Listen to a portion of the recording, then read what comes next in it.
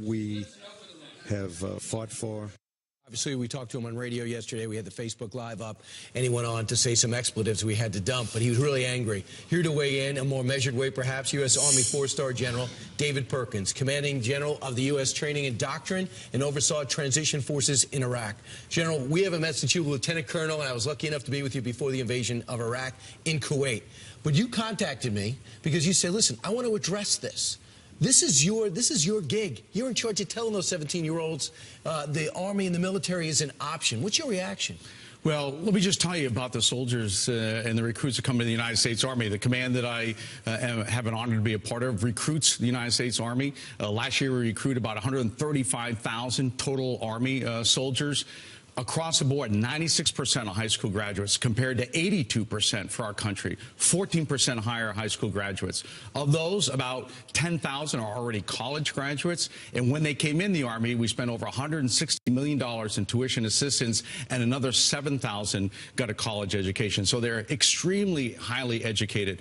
ROTC, which produces the majority of our officer corps, is the largest scholarship granting organization in the United States. Last year, $367 million to 15,000 ROTC cadets, coast to coast, from Harvard to Berkeley, Tufts to Ohio State, have become a part of that organization. So this ticked you off, even though you have a different personality. You simmer below. You keep your emotions maybe in check, Joe Montana-like, but you still wanted this to go. This really got to you. Let's listen to this teacher go after the quality of the people who serve. Think about the people who you know are over there. Your freaking stupid Uncle Louie or whatever. They're dumb. They're not like high-level thinkers. They're not academic people. They're not intellectual people. They're the freaking lowest of our low. That's why when presidents always says we have the best military in the world, presidents anybody. I was like, no, we don't. The data is in. We don't have a good military. We haven't been able to beat these guys wearing freaking robes and chakras for 15 years. We haven't been able to beat anyone since World War II. The data's in? Well, that is just not an accurate description of the soldiers in the U.S. military and specifically in the U.S. Army. The U.S. military, for very good reason, is the most highly respected institution in our nation because not only of the education level, but of the character and commitment of those that serve. I have to tell you, and you've been around them, the passion that these people come in the Army with and the skills they bring to the Army. We have doctors, lawyers, combat infantrymen, cyber specialists. 17 presidents are former soldiers, more than any educational, civic, or civilian institution have come out of the Army. 450 Olympic athletes, over 100 gold, silver, bronze medals. In fact, next week we will have 9 soldiers in the Winter Olympic Games. So next week we'll have soldiers in Korea earning bronze medals for athletic excellence and soldiers in Afghanistan earning bronze stars for valor. General, there's a danger, though, because you have cited all facts and you know the quality of people who serve, but you have a bunch of teachers who feel like that and feel free enough to blast you, the men and women who serve.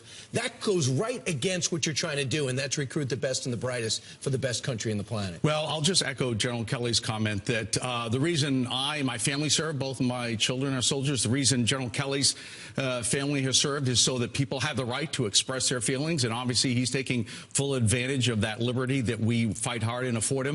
I would offer to him, as somebody who is also involved in training and education, I'm sure he understands the mark of an educated person is an open-minded person who wants to learn as much as he can. So I invite him personally to come to my headquarters. I will introduce him to our Army, his Army. I will let him see his soldiers. I'll take him down to the Army Cyber Center of Excellence. I'll take him to Fort Leonard, where we train engineers. I'll take him to Fort Benning so he can meet combat infantrymen, and he can see the quality of people. And then I'll take him to Walter Reed and talk to wounded warriors, and in their own words, let them describe why they put sacrifice above their own personal safety to serve their nation. And then I'll take them with me the next time I have the honor to represent our leadership at Arlington for a funeral, and let him talk to the family members and let them tell him how proud they are of their sons and daughters that serve our nation. Wow, extremely well said. You might have to keep him from General Kelly, if you don't mind, on that tour, because I don't think he'll be as diplomatic, but great, very well said. First time we met, it was prior to your thunder. thunder run, the legendary run, the 3rd Infantry, 2nd Division